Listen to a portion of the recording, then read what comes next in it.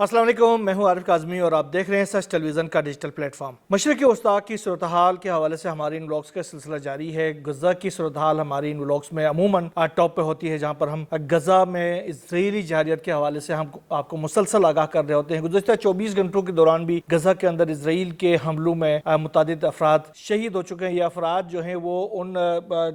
Distribution points के एतराफ़ में शहीद हो चुके हैं जहाँ पर खुराक और दीगर इमदादी सामान की तकसीम की जा रही होती है। गज़ा ह्यूमैनिटेरियन फाउंडेशन जो कि एक नाम नहाद अमरीकी इदारा है, जिसके तहत गज़ा और इसके मुज़ाफ़ाती इलाकों में ये इमदादी सामान तकसीम की जाती है। लेकिन यहाँ आने वाले जो फ़लस्तीनी हैं, ये भूख के मारे, अफलास के मारे और जुल्म के मारे जो फ़लस्तीनी जब इन इलाकों में पहुँच जाते हैं, इन डिस्ट्रीब्यूशन सेंटर्स के ऊपर करीब पहुँच जाते हैं, तो दो किस्म की वारदातें उनके साथ होती है। एक तो इनको खुराक के बदले में उनको गोलियों से भून दिया जाता है, और दूसरे उनकी शिनाख्त के लिए जो एआई मशीनें वहाँ पर लगाई गई हैं, उनके ज़रिए शिनाख्त उनका रिकॉर्ड करके वो इज़राइल के जो सॉफ्टवेयर्स में डाल दिया जाता है, जिसके बाद ये इज़राइल की जानिब से इंस्टॉल्ड जो खुदकार जो हथियार होते हैं उनका निशाना बन रहे होते हैं। इसके साथ साथ जो डिस्ट्रीब्यूशन सेंटर्स के करीब जब आ रहे होते हैं तो उनके ऊपर भी एक तो ये जो कॉन्ट्रैक्टर्स हैं, अमेरिकी कॉन्ट्रैक्टर्स, उनके ज़रिए हमले किए जाते हैं, जबकि इज़राइल की फ़ज़ाइया जो है वो और ज़मीनी फोर्सेस वो भी हमले करते हैं, जिसके नतीजे में आम शहरियों की हलाकतें होती हैं। गुज़श्ते 24 घंटों के दौरान 93 से ज़ायद अफराद शहीद हो चुके हैं, जबकि 48 घंटों के दौरान मज़ीद तकरीबन 150 के करीब अफराद शहीद हो चुके हैं इन हमलों में, जिसमें ज़्यादातर वो शामिल है जो कि इन जो फूड डिस्ट्रीब्यूशन सेंटर्स है उनके अतराब में शहीद हो चुके हैं। इसके अलावा गज़ा के अंदर जो भूख और अफलास की जो सूरत हाल है वो इंतहाई गंभीर होती जा रही है, और धड़ाधड़ जो बच्चे हैं उनकी शहादतें हो रही है। ख़ासतौर पर गुज़श्ता तकरीबन हफ्ते के दौरान तकरीबन 400 से ज़ायद जो बच्चे हैं वो शहीद हो चुके हैं, जबकि जो अक़वाम मुत्तहिदा की एक रिपोर्ट के मुताबिक, जो आनरवा ने जो रिपोर्ट जारी की है उसके मुताबिक तकरीबन 10 लाख बच्चे जो हैं वो भूख की वजह से उनके हलाकतों का खदशा उन्होंने ज़ाहिर किया है कि वो मारे जा सकते हैं, मर सकते हैं। तो ये सूरत हाल हो गई है, जबकि इज़राइल जो है वो इस खुराक की तकसीम में सबसे बड़ी रुकावट है। दूसरी तरफ जो बाहर से जो इमदादी सामान आ रही है उनकी जो मकदार होती है वो भी इस हद तक कलील होती है कि वो भी उन लोगों के लिए काफ़ी नहीं होती। जब वो 1 या 2 ट्रकें वहाँ पर पहुँचते हैं, कंटेनर्स जब पहुँचते हैं, तो उनसे जो सामान लेने के लिए भी एक भगदड़ की जो सूरत हाल होती है, उसके नतीजे में भी बहुत सारे लोग मर रहे होते हैं। जो गज़ा की वज़ारत सेहत के डायरेक्टर जनरल हैं, उसके मुताबिक भी उन्होंने कहा कि जो हम भूख और मुसलसल बमबारी की वजह से एक पेचीदा कत्ल आम का सामना कर रहे हैं। ये जो गज़ा के जो वज़ारत सेहत है उनके डायरेक्टर जनरल का ये कहना है। इसके अलावा इज़राइल ने अभी दोबारा से गज़ा के जो वस्ती इलाके हैं वहाँ से शहरियों के इनखला के अहकाम जारी किए हैं। इसके नतीजे में दीर अल बलाह और इसके इतराफ़ के जो महल्ले हैं वहाँ पर इज़राइल के एक मुमकिन हमले का खदशा पैदा हो गया, जिसके नतीजे में वहाँ पर बड़ी बेचैनी भी फैल रही है। अब लोग जाएँ तो जाएँ कहाँ, उनके रहने के लिए कोई जगह नहीं है, तो वो जाते हैं तो लामाला वो खुले आसमान तले रहते हैं, और या फिर अपने किसी रिश्तेदार के घर में जाने की कोशिश करते हैं, या टेंटों में कहीं रह रहे होते हैं, तो उनके ऊपर भी इज़राइल की जानिब से हमले किए जाते हैं। अल-कस्साम ब्रिगेड की जानिब से एक बड़ी कार्रवाई की गई है इज़राइल के खिलाफ जबालिया के इलाके में, जिसमें इज़राइल की जो फौजी गाड़ियाँ थे उनको एक निशाना बनाया गया, काफ़िले को निशाना बनाया गया, जिसमें मुतअद्दिद अफराद जो इज़राइली फोर्सेस से उनके हलाक होने की इतलात सामने आई हैं। इसमें मुतअद्दिद गाड़ियों को भी नुकसान पहुंचा है। गो कि अल-कस्साम ब्रिगेड की जानिब से इसकी वीडियो भी जारी की गई है, लेकिन इज़राइल की जो फोर्सेस है उन्होंने अभी वहाँ पर होने वाली हलाकतों की तफसील जारी नहीं की है, न ही इज़राइल की जो मीडिया है उसने वहाँ पर हलाकतों की तफसील जारी की है। लेकिन जो विजुअल्स वहाँ से नज़र आ रहे हैं जो कि अल-कस्साम ब्रिगेड की जानिब से ही जारी किए गए, उसमें लग ही रहा कि काफ़ी ज़्यादा इज़राइली फोर्सेस को हलाकतों का सामना करना पड़ा है। आने वाले दिनों और घंटों के दौरान ये तफसीलात भी सामने आएंगे। इसके अलावा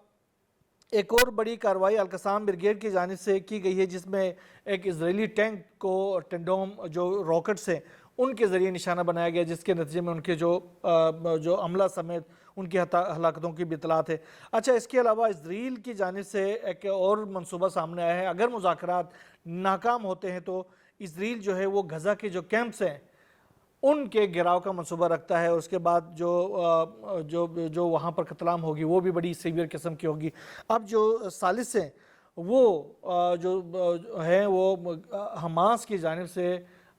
جو شرائط پیش کیے گئے تھے اسرائیل کے، اس کے جواب کا منتظر ہیں۔ اگر وہ اس کا جواب کوئی نگیٹو میں آ جاتا ہے تو اس کے بعد اسرائیل جو ہے وہ ان کیمپوں کا مظاہرہ کرے گا، اس کے بعد وہاں پر قتل عام شروع کر سکتا ہے۔ جو یمن کی جانب سے اسرائیل کے اوپر حملے کیے جا رہے ہیں شام اور غزہ کی حمایت میں، اس کے بعد اسرائیل کی جانب سے ابھی ایک اور کارروائی کی گئی ہے۔ اسرائیل نے آج جو ہے ایک بڑے پیمانے پر ایک آفینسو لانچ کیا ہے، خاص طور پر صنعاء کے اوپر اور حدیدہ کے اوپر، جس میں عام شہری علاقوں کو نشانہ بنانے کی کوشش کی گئی ہے۔ تحریک انصار اللہ کے جو سربراہ ہیں عبد المالک بدر الدین الحوثی، انہوں نے کہا ہے کہ اسرائیل کی یہ جو جارحیت ہے وہ جتنی بھی جاری رہے، لیکن ہم اپنے جو ہم اپنے سٹانس ہے اس سے پیچھے نہیں ہٹیں گے، اور ہم اسرائیل کو اسی طرح سبق سکھاتے رہیں گے۔ شام کی صورتحال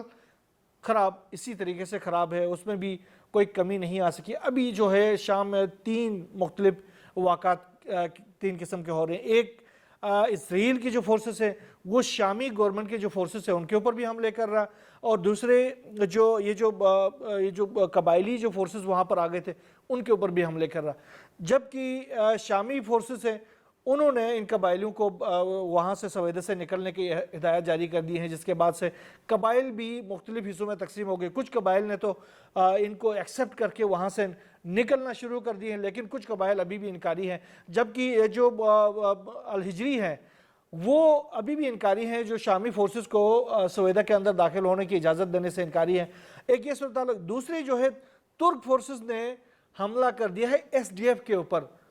حلب کے علاقے میں جو ایس ڈی ایف فورسز ہیں ان کے اوپر بڑے پیمانے پر فضائی حملے اس وقت کردوں کی جو فورسز ہیں ان کے اوپر بڑے پیمانے پر حملے کیے جا رہے ہیں ترک فورسز کی جانب سے۔ ایک تو یہ جو کرد فورسز ہیں یہ بھی اسرائیل کے حامی فورسز ہیں، یعنی اب اسرائیل اور ترکی آہستہ آہستہ جنگ کی طرف بڑھ رہے ہیں، کیونکہ اب ترکی نے باقاعدہ اسرائیل کے جو حامی فورسز کے اوپر مسلسل حملے شروع کر دیے ہیں، اور ان حملوں کا نتیجہ آگے جا کر لگ یہی رہا کہ ترکی اور اسرائیل کے درمیان ایک تصادم کی صورت میں سامنے آئے گا۔ یہ ایک بہت بڑی ڈیولپمنٹ ہو سکتی ہے۔ اس کے ساتھ ساتھ ایران اور اسرائیل کے درمیان جو کشیدگی تھی، امریکہ کے درمیان جو کشیدگی تھی، اس میں کچھ ڈیولپمنٹس یہ ہیں کہ ایران کی جانب سے اس کے جو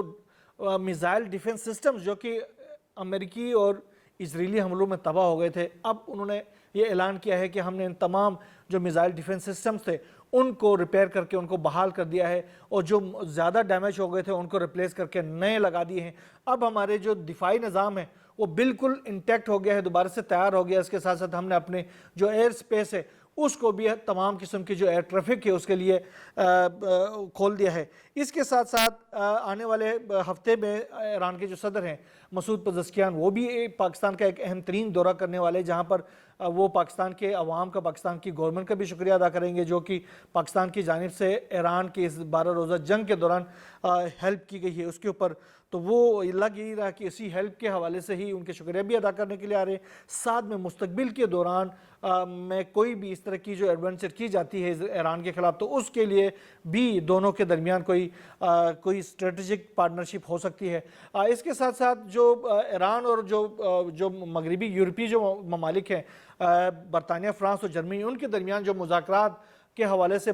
جو باتیں سامنے آ رہی تھی، وہ مذاکرات ابھی جمعے کو ہونے والے ہیں، اور اس جمعے کو خاص طور پر جوہری مذاکرات کے درمیان ہوں گے۔ ان تینوں ممالک نے ایران کو دھمکی دی ہے کہ اگر ایران نے